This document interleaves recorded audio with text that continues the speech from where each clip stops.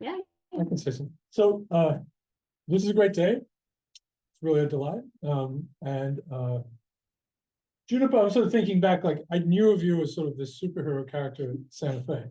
But I don't know when I first met you, but remember when we had this cluster hire and Ron was on the thing and Scarpino mentioned to me, somebody's like, he's married to Juniper. I'm like, oh, it's not why you were hired. But like it turned into a great thing. And that was really, I was very excited about you coming. And you have done some amazing things here, including a PhD, but all the educational outreach, and those who maybe don't know, and Juniper's the greatest conference organizer the world has ever seen, and you've done it in person and online in the pandemic was really incredible.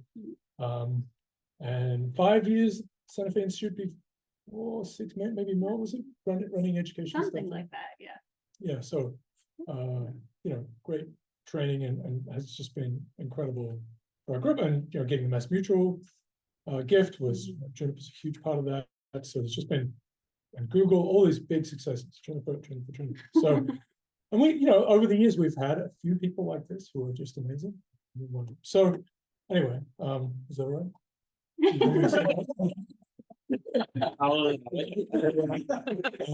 Anyway, we're coming from New Mexico, and you've got to watch Breaking Bad. Oh, I know. It's on. Oh, good. I have other recommendations. Anyway, so. Yeah. All right. Well, thank you all for being here, virtually or in person. And I'm honored to be here today to show you my work and my thesis entitled Group Level Frameworks for Data Ethics, Privacy, and Security in Digital Environments. So I'm going to first start by introducing privacy, security, and transparency issues as they're related to data use in the digital age. And then I'm going to present 3 case studies related to privacy, security, and transparency on digital platforms. And we're going to think about how to address the distributed and networked nature of data online, especially as it relates to groups. Then we'll talk about some future work. So data has great potential for benefit, but also for harm. And it has a great capacity for enhancing system performance, for fostering knowledge and advancing transparency. But it also presents really substantial risks and introduces new ethical privacy and security hurdles. So it's really important for us to think about how to use data in a just and ethical way and to tackle any privacy, security, and transparency issues that may arise from its use. Okay, so we're going to go over some of these big concepts.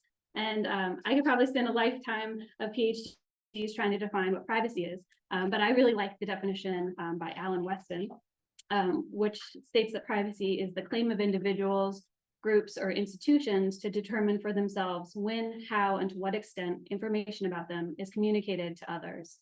And in viewed in terms of social situations, privacy is the voluntary and temporary withdrawal of a person from general society through physical or psychological means, either in a state of solitude or in group intimacy, or among larger groups through anonymity or reserve. So privacy is really important. It's necessary for protecting our personhood, for autonomy, freedom of speech, for flourishing in a democracy, and also for our safety and security. And it's been a really important thing for the formation of US history and law, from the implicit rights to privacy in the US Constitution. Starting in even the 1700s, privacy was really focused around protection from the government in this newly formed state. And this space for privacy in that time was really the home and the property and the individual body. Folks were also really concerned at this time around the privacy of the mail and the interception of the mail. In the 1800s, privacy was starting to focus a lot on new things like privacy from the press and unfair journalism, and also the advent of photography. And in the 1900s, we faced a whole new sort of dimension of privacy with electronic information systems, where people were really starting to get concerned about consent and consumer protection, wiretapping, and this is really when we started to create a lot of new rules and laws, and even create formal positions in the federal government in the US, like the Chief Privacy Officer and the Federal Trade Commission. And in the 2000s, privacy concerns continue to focus on sort of this information privacy online, but new tech is emerging. Surveillance in public is starting to emerge, and people are very concerned about this. And a lot of laws are starting to pop up around sort of things like data breaches and identity theft. And they're coming on, these laws are coming onto the scene, but kind of slowly. And so maybe that's one of the issues we'll be talking about. Privacy is typically conceptualized as things like the right to be left alone, limited access to yourself and your body, the ability to keep secrets, control of your personal information, the ability to form personhood and use that personhood to be able to have intimacy with others. But it also has limits. So it's mostly relegated to the home, to your personal property and your body. And it also can't go against things like national security. So this thesis is primarily concerned with information privacy, and this can be violated in several ways. So from unauthorized or impermissible collection, use, or dissemination of your personal information. And while this sort of traditional conceptualization of privacy that we just went over is really important and incredibly vital in our history of US laws, it does have some gaps, which leads to vulnerabilities in our modern age. And we're going to discuss that in detail in just a moment. But first, I want to talk about security a little bit. So this is another tricky, giant concept that could spend a whole career trying to define. But for the purposes of this talk, we're going to think about security as security against X so that we can secure to Y. And a lot of people think about this as the implementation of privacy decisions. And if security is the implementation of privacy decisions, and if privacy has all these issues, then security issues will follow. So it's important for us to consider those as well. Derek Brambauer, this really great legal scholar, argues that it's really important to distinguish these two concepts because they do have really important separate legal and ethical concerns. So privacy deals with sort of these competing normative decision-making processes where people choose between different normative options and then decide how rights and entitlements to information ought to be weighed. Whereas security deals with the implementation of these privacy decisions. And it's really important because they both have different strategies, and also they have different types of penalties and culpability claims. So Brambauer argues that security violations are actually much worse than privacy violations. And this is because incompetence is worse than malice. This is because security flaws actually harm more people overall. So you have, for example, in a data breach, the company that's been breached, they are sort of exposed to this risk, and then also the data subjects whose privacy is being violated. Okay, so one of the big claims that I'll be making throughout this thesis is that some of these traditional information privacy and security frameworks are outdated, again.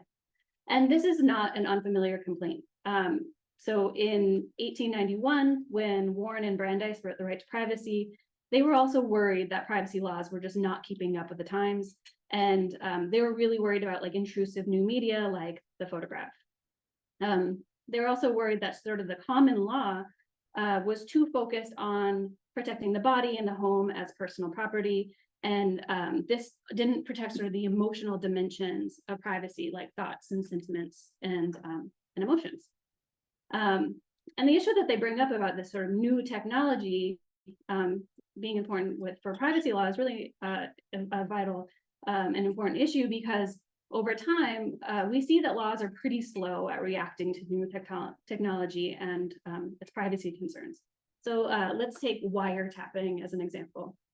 So in 1928, there was a seminal case, Olmstead versus the United States, where the Supreme Court ruled that wiretapping indeed was not a violation of privacy. And they decided this because nothing tangible was actually taken out of Olmstead's house. And it took nearly 40 years for this ruling to be overturned with Katz versus the United States. And this really also seminal case said that Katz was able to had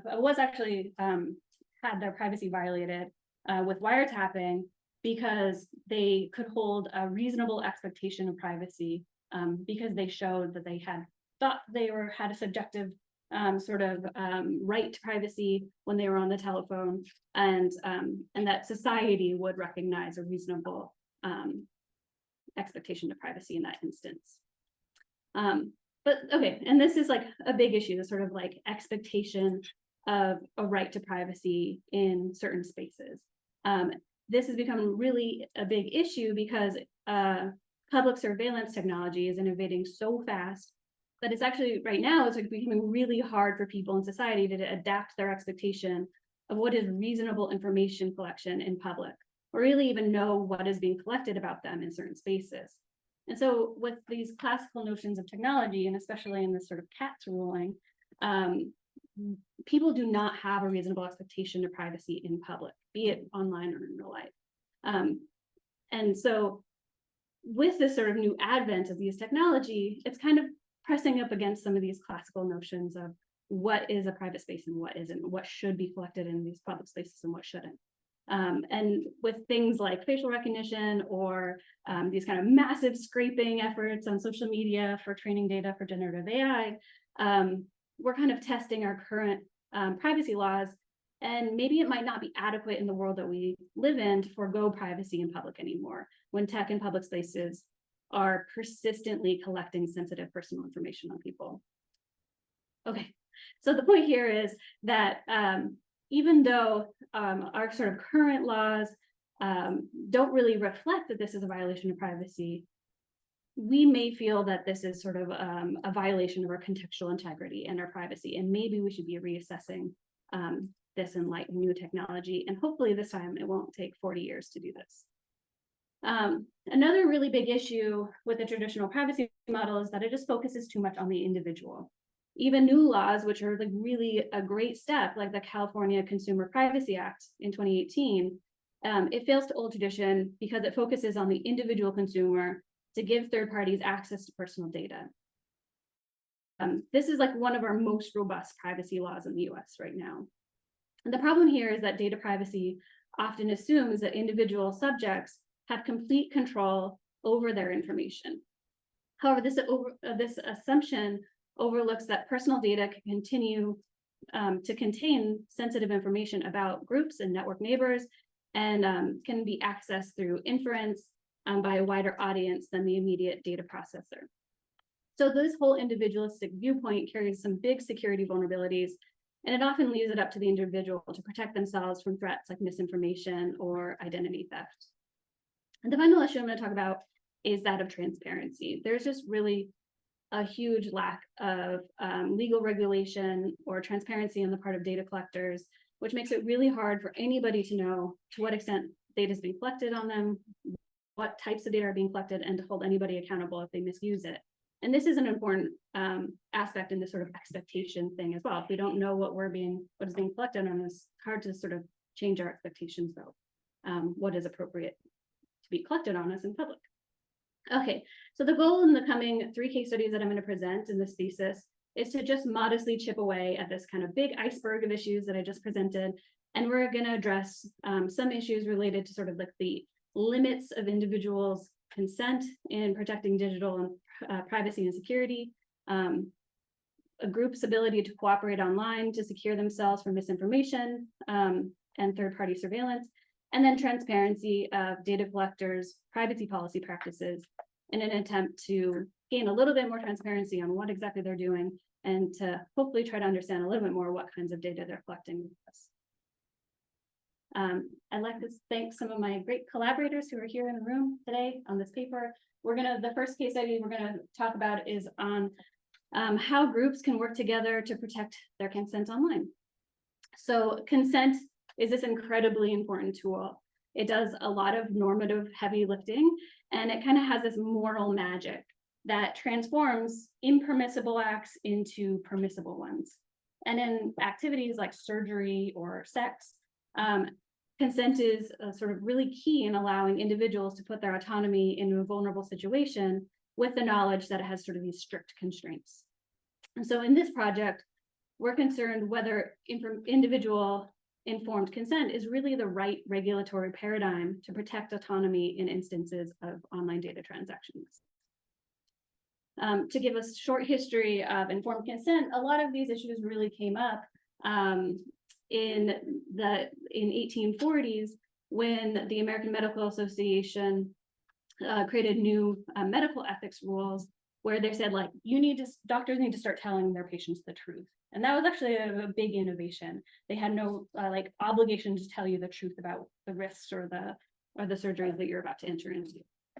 This was just a sort of a rule, but it actually got codified into law during a Supreme Court case that was Canterbury versus the United States, where informed consent was actually defined, and surgeons needed to start to integrate that into their medical practices. And this is sort of a malpractice suit. And then following suit in sort of the 90s, the US Department of Health and Human Services began to integrate informed consent, as you probably all know, into the IRB practices with the common rule, and where researchers needed to start to gather informed consent for research participants to participate in the research. And finally, in 2018, informed consent started to sort of make its way online with GDPR in the EU, where people needed to start asking for consent to collect information like cookies and online information. Okay, so let's look at what actually characterizes legitimate consent. So according to Faden and Beecham, there are 4 criteria for sufficient consent. The first being that the subject has accurate and clear understanding of what the nature of the agreement is, that they're entering into the agreement without any type of coercion. The agreement is entered into intentionally and knowingly, and that the agreement has a very specific course of action. So it has a time limit, and you know exactly what they're going to be doing. So let's bring this back to the online data transactions. We sort of stack consent up in this particular context, and we feel that maybe informed consent sort of doesn't hold up in these spaces. And this is for a couple of reasons. So the first being that online terms of service task non-experts to consent to something they don't fully understand, which takes advantage of an asymmetry in technical and legal knowledge. The second being that it's just really hard to opt out of these online platforms. They're a really important social ecology where people form personhood, they maintain relationships, and they build networked counterpublics that they might not be able to have in real life, physical world. Yet there's really little power to negotiate terms with these companies. And in fact, most of terms of service for these companies are actually presented as a take it or leave it. And finally, the service agreements are just so broad and flexible for the data processors that it makes it really difficult to track the data lifecycle or to hold them accountable.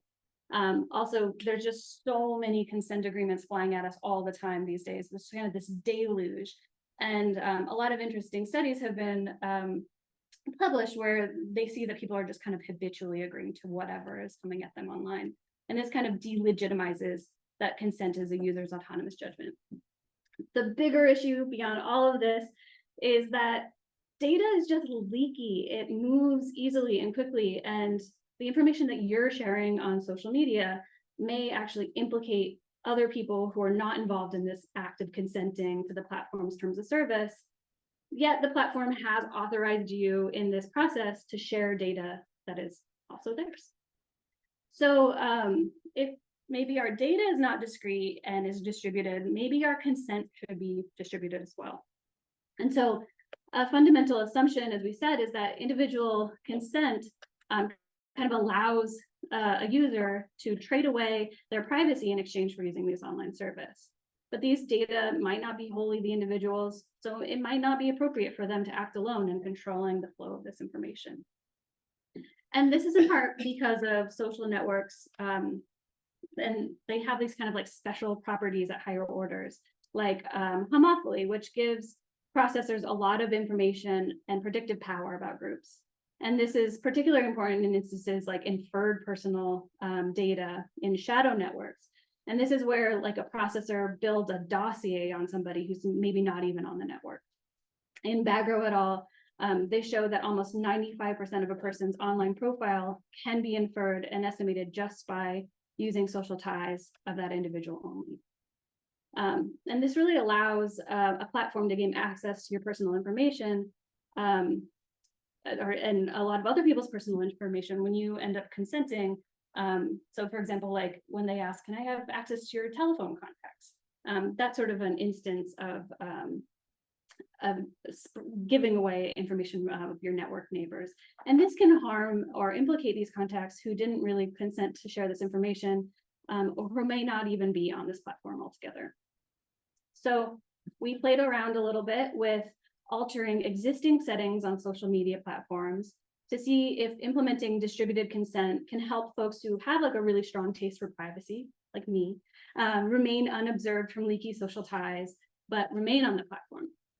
So we introduce a model of distributed consent where individuals and groups can coordinate by giving consent that's conditional on that of their network neighbors. And so we suggest a new security setting where you only share information with network neighbors who share the same taste for privacy and have the same security settings on the platform. And we look at the structure of the social network and randomly assign levels constraining the data flow. Here, users are categorized by levels of their security settings and their taste for privacy on the platform. I'm going to go through the levels real quick. So at level 0, users have public profiles. They share their information with all their network neighbors, and they can be compromised. So, for example, they might have a setting that allows them to share data with third parties. At level 1, they may have a public profile, but they have that setting turned off where they're not sharing information with third parties. And at level 2 is distributed consent, where you share data only with network neighbors who have a security setting of level 1, and you also can be compromised. So then we rev up our model and we compromise a small fraction of the people on our networks, about 1%. And here, compromised accounts are directly observed. So this is through something like spyware. And then their network neighbors that share data with the compromised accounts are indirectly observed. So this is something like scraping. Second neighbors of the compromised accounts that share data with indirectly observed accounts are also indirectly observed. So this is something like inference. And this is sort of like a deep surveillance, which is at a depth L2. And we see how adoption of distributed consent then protects people against surveillance. So let's dive into the results a bit. So to look at the impact of distributed consent based off of different attack sizes. So for this model, we simulate attacks on a structure of 100 anonymized Facebook 100 dataset networks. And these are data that are anonymized, and all metadata is removed, and we simply just use them to capture the density and heterogeneity of a real online social network. So this figure represents a big attack where nearly 90% of all of the people on the network are observed. On the horizontal axis in this figure, you'll see the adoption of distributed consent, and on the vertical axis is on the left panel is the fraction of observed individuals. This middle panel here shows the largest unobserved component, and on the right panel is the fraction of observed people with security option 1. The takeaway here is that with low levels of adoption, about 1 in 5 people, the new privacy setting, distributed consent, can create a protected subnetwork and help protect you from your friends and your friends' friends. Okay, so let's look at a medium-sized attack. So this is where about 50% of the folks on the network are observed. And so we reproduce the results from the figure you just saw on the previous slide, but using populations with different tastes for privacy. The results in the top row of this figure match the top row of the previous figure you just saw, but are now shown as a function of the nodes with a taste for privacy that opt for distributed consent. We then change the fraction of population with a taste for privacy from 33%, which is this top row here, to 66%, which is the bottom row. And qualitatively, these results are very similar, as you'll see. Sort of the key quantity that appears to be driving the macroscopic effects of distributed consent are therefore not its a total adoption, but it's relative adoption within individuals that cannot be directly observed. And something kind of cool is happening. I don't know if you noticed, but against this kind of weaker attack, distributed consent creates a kind of herd privacy effect, where users with low security settings are being protected by their network neighbors. And this is interesting because it means that you're really only as protected as the least protected user around you. And if that's you, awesome, that's great. You benefit from herd privacy and you're protected by your friends. And I think that's kind of cool. Okay, but this is a problem. So platforms don't live in a vacuum. We have lots of platforms. And so if you're only using one platform, great, this is perfect. But distributed consent alone can't protect you if your security settings aren't coordinated across these platforms. So our second model focuses on coordinated consent across platforms. So we introduce a consent passport where users assure that their security settings match on all the platforms that they're a part of. So we now create a multi-layer network by doubling the original data, mimicking a two-platform ecosystem. And we use the same parameters as are in the last model, and we vary the adoption rate of distributed consent, which is on this horizontal axis, and vary the adoption of consent passport, which are sort of these different panels. In the resulting system, we measure the relative size of the largest unobserved connected component. So the takeaway here is that sort of randomly protecting users on a single platform doesn't protect anyone if spyware can jump across these sort of network layers, but distributed consent coordinated across these platforms through our passport can restore our ability to create an unobserved connected component within the multi-layer ecosystem. So really, you're only as secure as your weakest security settings if you're in multiple platforms. I'll say one big issue here is that this requires like a lot of coordination costs on the part of the user. So there would have to be really clever technical ways so that this isn't, again, another burden on the individual. Okay, there's still more caveats.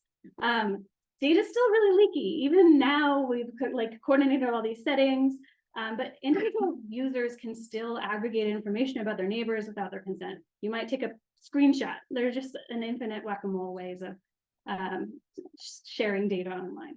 And finally, one of the other sort of caveats is that distributed consent goes beyond sort of this individual or traditional privacy model, but it does so only modestly. It's still modeling the agents and choices as values as fundamentally individual ones.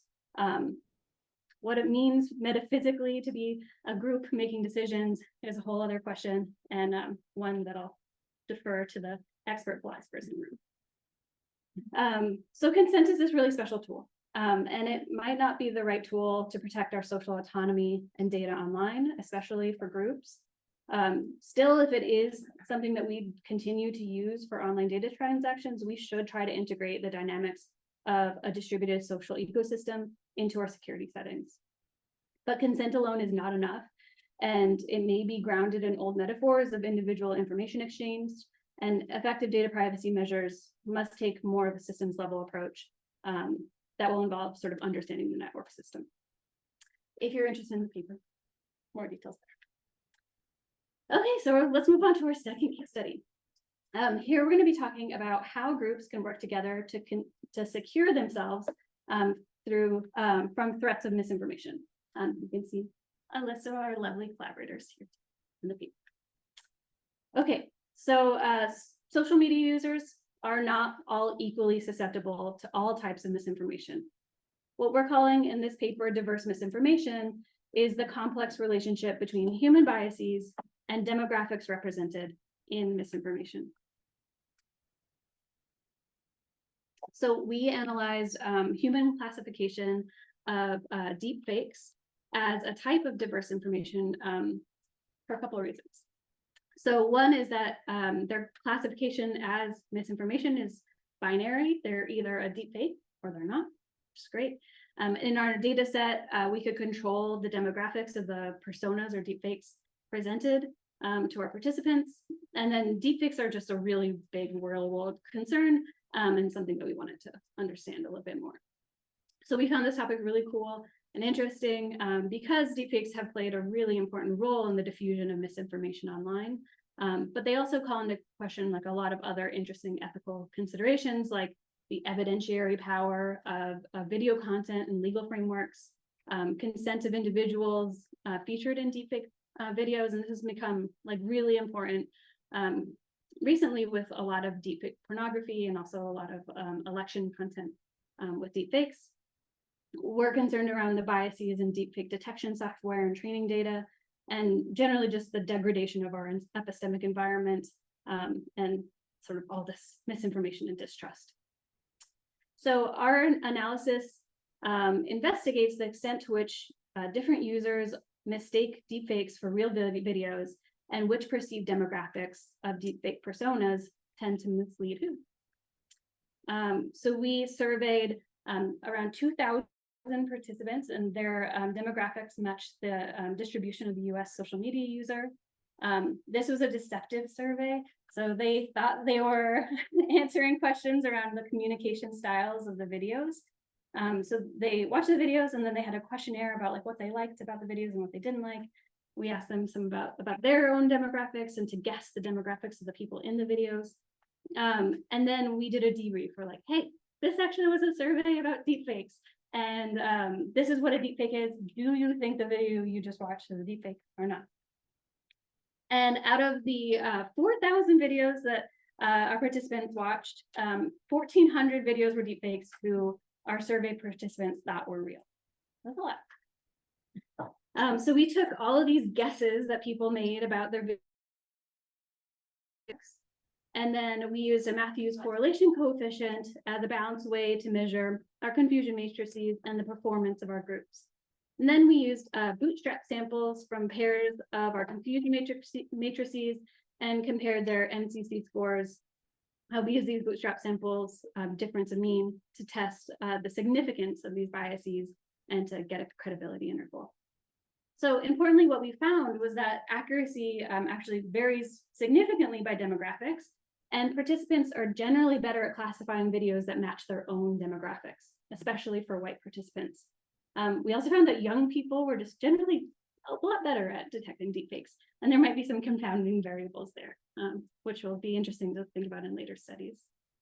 We found this really cool thing. So we looked at some other studies that had used the same data set as us, and we saw that our participants did pretty bad compared to theirs. So our participants were basically just a coin flip of accuracy for detecting the accurate state of their video.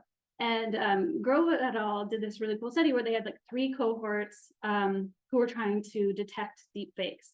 They had a machine alone, machines paired with humans, and then humans who were specifically trying to look for deepfake videos. Interestingly, humans plus machines seems to be a good combo.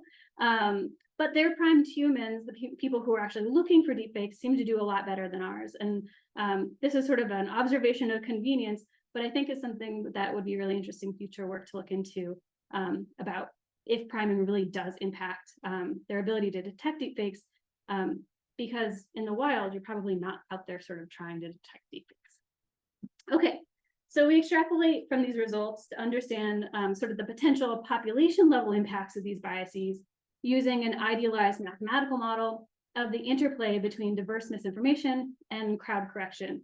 So this crowd correction thing can happen in a couple of different ways. So one is like, maybe if I flag a piece of content as misinformation or a deepfake video and the platform takes it down. Or if maybe somebody I really trust tells me like, hey, Junie, you just posted this like weird deepfake video and you thought it was real, and I take it down. That's also sort of a mechanism of this crowd correction. There's also these kind of new things in the EU Digital Services Act, which are these like trusted flaggers, and they're kind of embedded in these social media platforms in different spaces. So they could also kind of be a mechanism for that. So an assumption here is that crowd correction is minimally effective at misinformation mitigation. So that's important. And so our results of our model suggest that a diverse set of contexts might actually help provide sort of this herd correction where friends can protect each other's blind spots. So altogether, human biases and the attributes of misinformation seem to matter greatly. But having a diverse social group may also help reduce susceptibility to misinformation. And this result is kind of natural if you accept that different demographics have different susceptibilities to misinformation, which is what we show in our survey, and that crowd correction works. In summary, our participants were generally better at classifying videos that match their own demographics, especially white participants. This is sort of interesting because it actually aligns with a lot of literature in the own race biased effect, where eyewitnesses have a better and a more accurate memory for people who match their own race. Young people were better at detecting deepfake videos compared to other studies who primed their participants. Our non-primed participants did worse. And our model suggests that a diverse set of contexts might provide sort of a herd correction where friends can help protect each other's blind spots. I will say one caveat here is that this is, again, this kind of like cat and mouse situation where deepfake videos are progressing very fast, and our ability to detect them and to take them down and understand what they are is also progressing. So it'll be interesting to do future work that sort of understands that rate of change as well. Okay, let's move on to our third case study. This is going to be talking about data transparency issues and looking at privacy policies over time. My lovely collaborators. Okay. So collecting personally identifiable information on data subjects has actually become like big business. It's a multi-billion-dollar industry that profits from collecting, buying, and selling your information. The big problem is that there's really little transparency in this industry, which makes it really hard to understand just like what types of data are being collected and how they're being used and who they're being sold to. And for us to be able to understand the risks that we're taking as individual data subjects that are being thrown at us every day, or just being in public. So in our project, we look at a multi-scale approach and analyze privacy policies over time, looking at the word, topic, and network levels in order to understand the stability, complexity, and sensitivity of privacy policies over time. So we started the project by creating an original lexicon of personally identifiable information terms. These are 287 words that are associated with PII. And we found these definitions and list of terms through a very close reading and manual annotation of legislative text from 9 US state laws that concerned consumer data privacy. The data that we used for this project is the Princeton-Leuven longitudinal corpus of privacy policies by Amos et al. And this is a corpus of 1 million privacy policies from more than 100,000 websites ranging from 1997 to 2019. And to explore this data set for our research questions, we did a little bit of cleaning of this textual data. So first, for some of our text, we make it, or for all of our text, we make everything lowercase. It's important to have everything lowercase. We tokenize all of the words and remove some of the punctuation using rejexes. And then we remove tokens that weren't in the English alphabet. And then we split our data year by year. For some of our analysis at the word and the topic level, it's important to realize that we also got rid of negation clauses. So this is sort of anytime one of our PII words and a negation clause are together, we scrap it so that we're not sort of over-representing what data these people are collecting when they're specifically saying they're not. And then we also, for some of the analysis for the word and topic level, filter out all words that aren't in this lexicon. So those are the only words that we're looking at. So let's get started. So in our analysis, we began by looking at the word level and investigating frequency distributions of PII terms in privacy policies in a time series. And these visualizations, which we're calling our PII smokestacks, are pulling out words that fit certain conditions that we define to demonstrate some the frequency distributions of some of these terms over time. So the first figure that you'll see here on the left are words that are decreasing in frequency more than 15% in a year compared with the previous year. And these are what we're calling words that are going out of fashion. In the next panel over in the middle, you'll see words that are rising frequently over periods of time. And next over, we're looking at emerging words. And finally, we'll look at words that remain fairly stable. So we'll dive into these in just a second because there's some interesting results.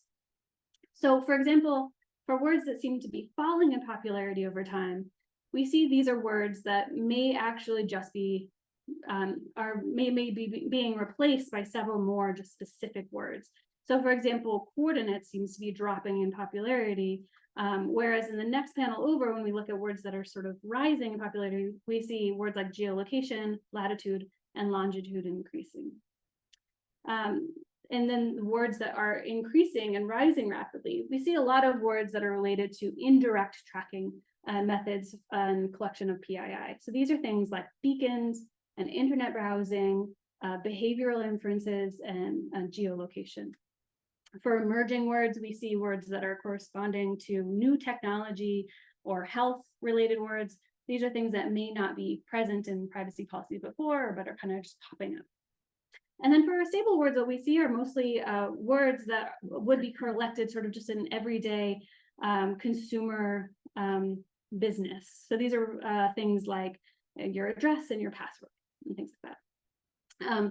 We did some comparison to a time series of legislative events to see if some of the spikes that we're seeing in these time series visually correlate to some of the events that are happening in the US and the EU. And we do see some visual correlation between the spikes.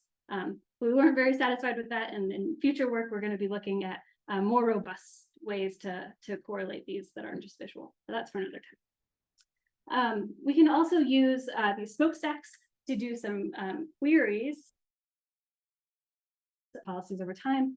And in this project, we did a couple of examples. Think about specific legislative events. And so we can look at words that are related to things like genetic information and location information. And I won't go into too much detail here, but interestingly, you can see that, this doesn't work, that biometric and genetic is rising really rapidly over time, which we thought was really interesting. Okay, so let's move on to our topic level of our analysis. So for this, we did topic modeling using a stochastic block model, topic model using GraphTool, and we looked at topic prevalence over time. And what we see is that topics actually remain relatively stable over time, with some trends that may be related to spikes in new technology or possibly privacy policies reacting to new legislation. And our topic analysis shows actually pretty similar results to what we saw at the word level, where indirect collection of PII is looking pretty popular as time goes on. We see that cookies are really dominating this topic landscape throughout the entire time frame, and directly collected PII attributes like your address and your name and age show a high prevalence at the beginning of this time series, but are then starting to dwindle. And this might be because these indirect methods of tracking are maybe just becoming more popular and taking over its space. And then our third most popular topic is things related to behavioral data and preferences. Okay, so let's move on to our final level of analysis.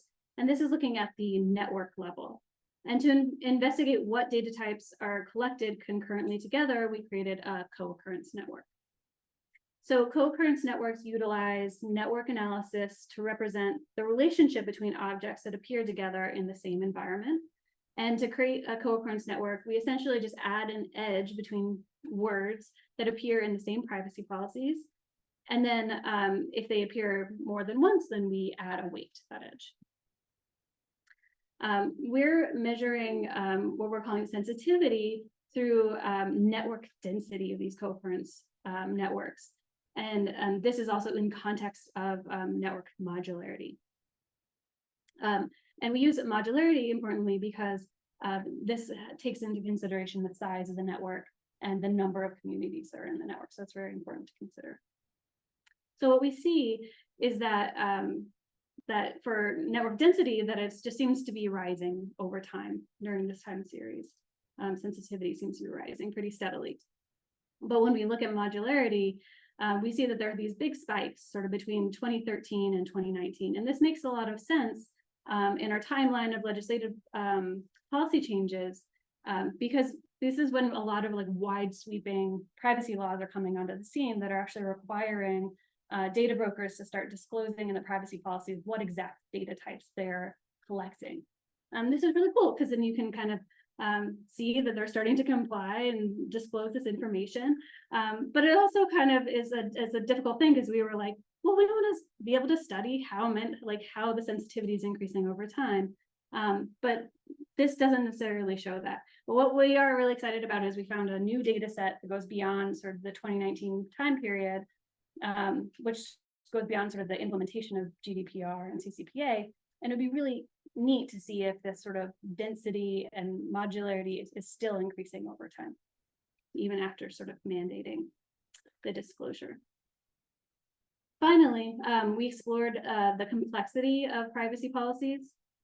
And for this analysis, we're including all words, not just PII words. And complexity is represented by a compression factor of the corpus compared year by year. And what we see is that there's actually a steady decrease in complexity over time. So essentially the compression factor is just the bits of the minimum description length of the corpus divided by bits of the non-compressed description. So a small compression factor means that the model can compress the corpus more. So this just means that the words inside of these models are more self-regular and easy to compress. So in summary, we find that privacy legislation visually correlates with changes in turbulence and stability of PII terms in our privacy policies, that complexity of privacy policies decreases over time and becomes more regularized, and finally that sensitivity is rising over time. I liked it because we started with this kind of close reading of legislative text, and then we got to zoom out, which was really fun, and see sort of where some interesting spikes of things are happening. But I'm really interested in this kind of like going back in and seeing, going and reading close again after this work is over. And I think this like sort of oscillation between close and distant reading is a really important thing to do to really get to know the text. So I'm excited about that. Okay, so in summary of all these case studies, so we saw in case study 1, user settings on platforms where individual consent may not be the right tool to protect group data online. But if we continue to use it, we should acknowledge the distributed nature of group data. In case study 2, we looked at behavior between users on the platform, and we found that not all users are equally susceptible to misinformation of different types, and diverse groups can coordinate with each other to correct each other's blind spots to misinformation threats online. And in the final case study, we looked at a multi-scale approach to investigating transparency on platforms, and did an analysis of privacy policies, which we hope helps transparency of data brokers' privacy policy practices. Let's look at what's next. Okay, so coming up, we are really interested in doing some research on how to do data ethics research ethically throughout the entire data science lifecycle. Keep an eye out for pending manuscripts. We're also interested in reimagining modern technology from group perspectives, looking at mechanisms for group data ownership and control, be it through preservation or through limited access to data.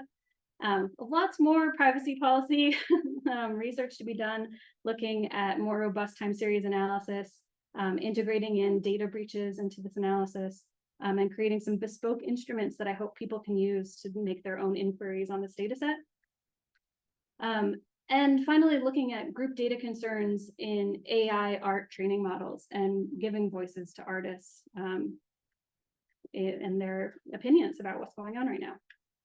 if you're interested in some semi-casual light reading on data ethics, here are some really great resources. Data feminism is amazing and it's free online, so definitely suggest it. And I want to go through some credits. First, I'd like to thank my advisors, Randall Harp and Peter Dodds. Your mentorship and your friendship and your support and your knowledge, especially how diverse and different your guys' knowledge is, I think has really supported me in a really unique and important way. I know like my background is really like different, so it was like the perfect marriage of two advisors that I could ever dream of. Thank you. I'd like to dedicate this thesis to two people. The first is my mentor, got teary-eyed, Ginger Richardson. I love you. You're the best. And my dad, Andrew Lovato, for paving the day, one Adobe a day. I knew it was gonna happen. Okay. Special thanks to Chris Danforth. You've been like my biggest supporter, and I'm so grateful to have you. I want to thank my great artist friends who created a lot of the art that you just saw in this presentation. Julia Zimmerman, that's the data monster, which I love, and then Robert Bavani, who created these arts. To my role models. I want to thank all of my co-authors who were represented in this thesis. These are all of the people who have supported me in my career. Thank you guys so much. To my colleagues here at UVM.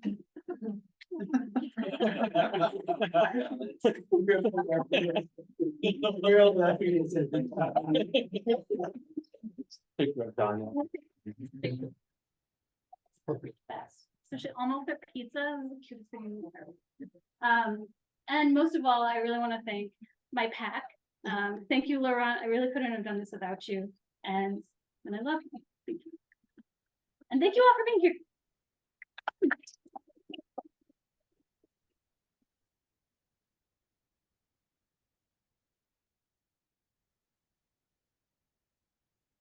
Question. Are there questions on Ooh. or maybe are there any in the chat or online? I can monitor the chat. Right now, You- people. The room or looking at the chat? I have a Yeah. question. Yes, Ben. Yeah, that was great. Thank you, Junie, very much. Super interesting stuff. I mean, the biggest one, I guess, goes back to the idea of the data passport, which I think is really an awesome idea. And the question is, you know, in those models, it looked like you needed to get up to like 90, 100% adoption of this. How would you communicate that to people? And then who would be the arbiter of that? Who would broker that? Would that be a government? Would that be some nonprofit? I mean, what are kind of your thoughts on actually getting this into practice? That's a really great question. Yeah, like to be able to have an effective, like connected component that's unobserved, you need like 90% of people to adopt this consent passport. And the way that we were kind of envisioning it is that it would be potentially something like a browser plugin that would sort of mediate the settings that are on each of the different platforms and tell you as a user maybe like, hey, like this is the settings that you should select if you want to be consistent across all of these platforms. That's also a lot of like burden on the user too. And so like ideally none of this would exist, right? Like I think the kind of funny thing about this project is like after the end of it, I think a few of us came to the idea where it's like maybe we shouldn't be using consent at all. Like maybe government should just be regulating these platforms in a better way so that third parties aren't scraping all this data or inferring all this data. It's a lot of burden on individuals to be doing this. So but if we did like something like a browser plugin is kind of what I was thinking. Thanks.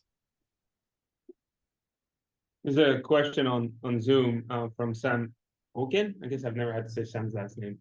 I don't know if Sam wants to unmute, but the question is, I wonder if COVID-19 will throw a big wrench into these longitudinal studies. Thoughts? Question mark. Will we have to break things into pre-COVID and post-COVID? Yeah, maybe. I guess that's something to consider. I mean, like, I don't know that, like, I guess for privacy policies, we don't go beyond 2019, so we don't really see that trajectory. But we did actually just get data that goes to 2023. I would be really curious to see if any changes to privacy policies integrate sort of reactions to COVID-19. I guess one potential like change that could be happening is like that a lot of people were moving online. So there was a lot of rapid growth, these online platforms. So you may see some of the privacy policies rapidly adapting to some of those changes. And I think a lot of our life was happening online. So that definitely might be a consideration for how COVID-19 is sort of affecting these timelines. But I think that's a really interesting question, something that would be cool to look at. Yeah. I was curious about in the deepfake paper you showed that the combination of a human with a public gene helper was pretty effective. I was wondering if you could speculate on why that might be and whether you think it would be better than 2 humans or 2 machines. So okay, speculation. Hat.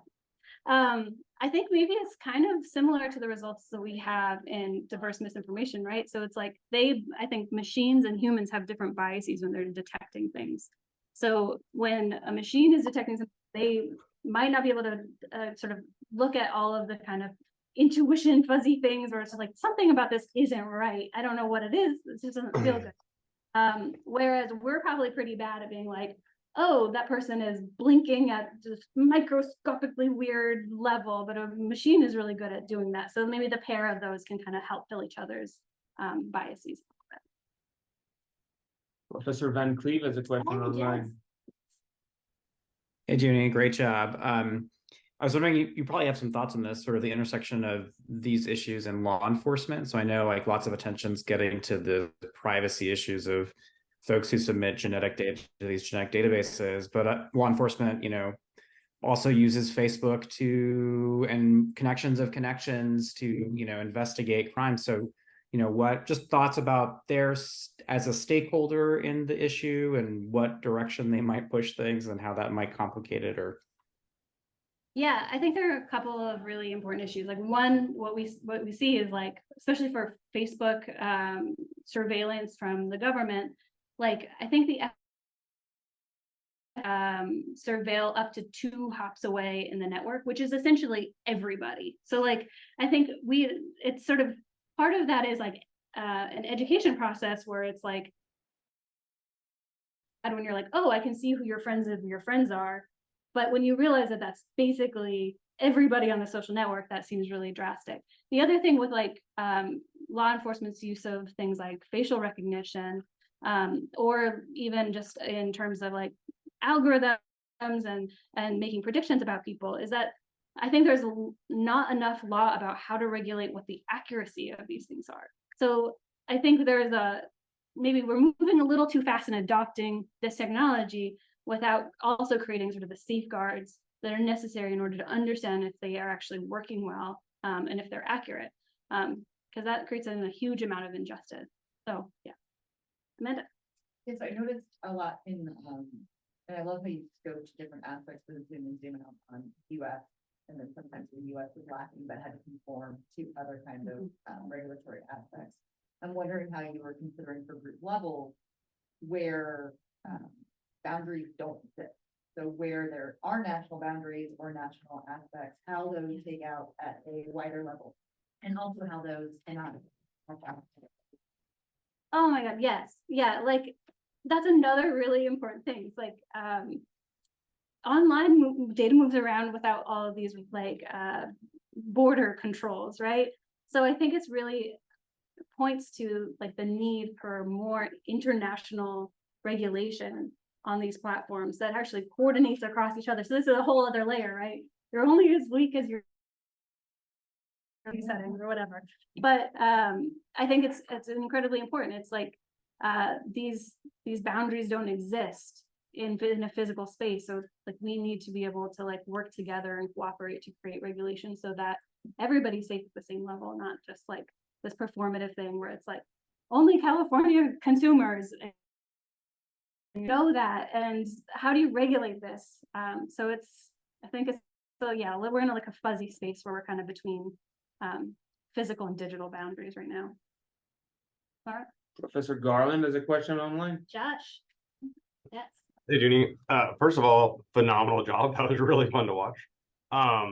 It's more of a comment than a question, but I just want to highlight something that was really cool that you came up with is that, one thing we talk about all the time is that disinformation is effective when it resonates with your personal narrative. And like when you have your story that you tell about the world and your narrative, disinformation can kind of leak into that story if it resonates. And I feel like that's what you guys found with the diversity of information or misinformation being more effective for some people. And I think what's really cool about what you discovered and that like I haven't seen before in all of the reading that I do about this is that that's actually something that can be turned around to counter the disinformation, right? So that if you're seeing it, you can kind of use the people around you and use your social network to buffer you against that disinformation because they have slightly different narratives and they may not be lubricated in the same way to like be receptive of that disinformation. And so I just thought that was a really cool finding and not something that I've seen in the current literature. So great job.